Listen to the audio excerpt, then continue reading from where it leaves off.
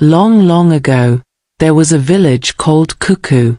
But Kuku was unlike any other village. Something very unusual was happening there. The men were the ones wearing bras. It was the bra of obedience. Some were big, some were small, and a few had even padded theirs with extra cloth to make their chests look full and shapely. They tied wrappers tightly around their waists, and as they walked through the village, their hips swayed proudly. They greeted each other with loud, playful voices. And they weren't shy. They laughed, joked, and even jiggled their waists on purpose as they moved about. Meanwhile, the women of Kuku worked under the hot sun. They carried heavy hoes and cutlasses on their shoulders.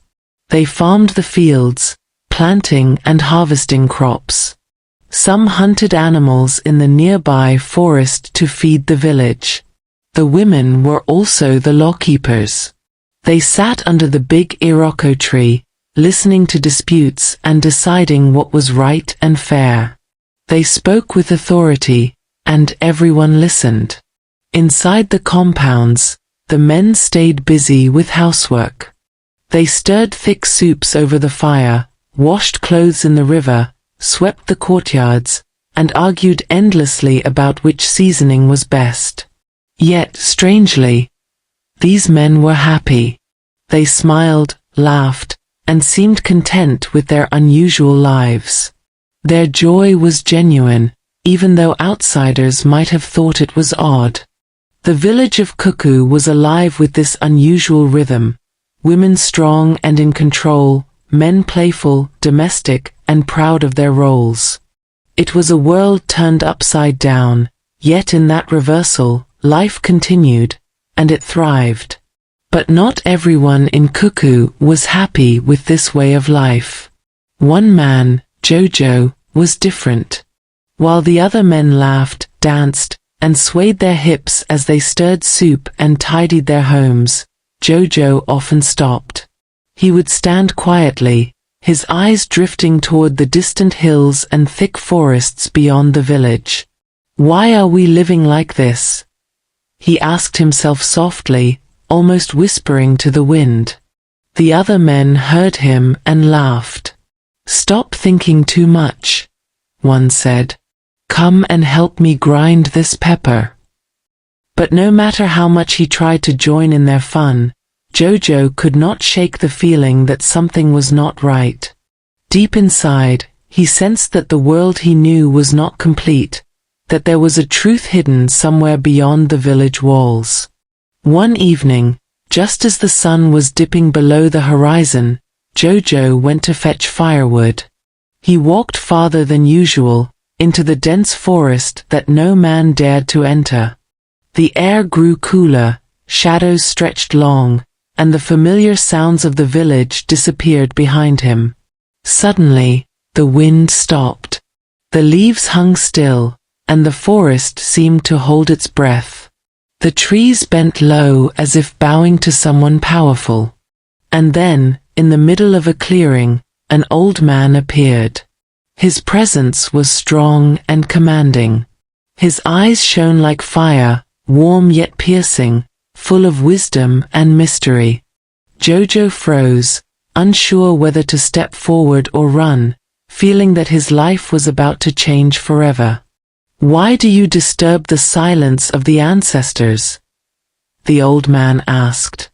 Jojo trembled but answered honestly, "I want to know why men live this way." The old man sighed. "Long ago," he said, "men were the rulers. But they became wicked."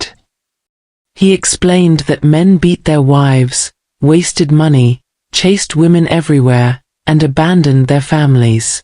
The women cried to the gods. And the gods were angry.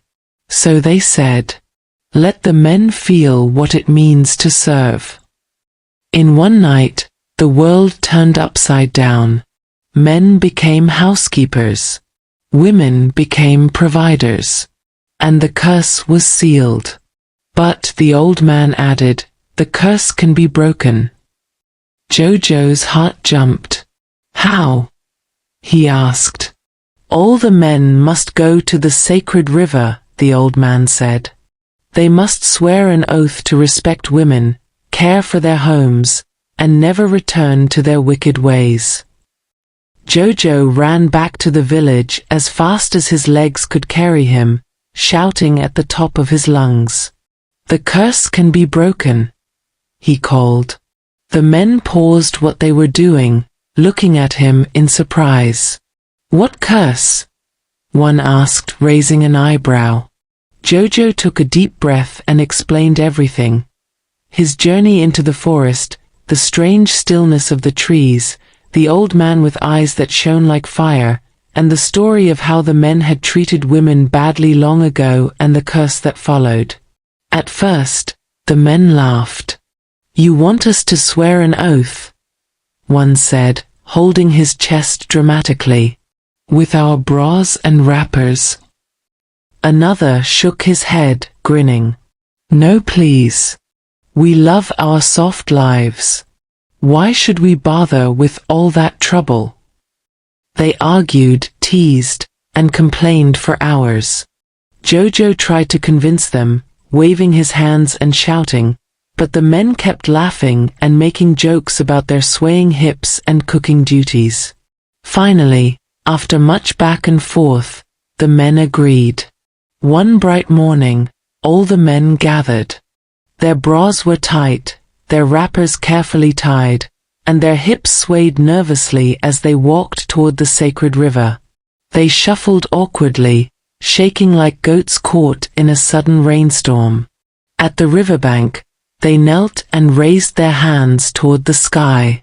We swear, they cried in unison, to love, to provide, to protect, and to never treat women badly again. The river roared as if answering them. The ground trembled beneath their knees. Birds flew from the trees in alarm, and the wind whispered through the branches. And then, silence. The curse was lifting. Slowly, the bras loosened. The wrappers fell. The men straightened their backs and stood tall again. But now they were different. Wiser, humbler, and more respectful. From that day on, life in Kuku changed completely.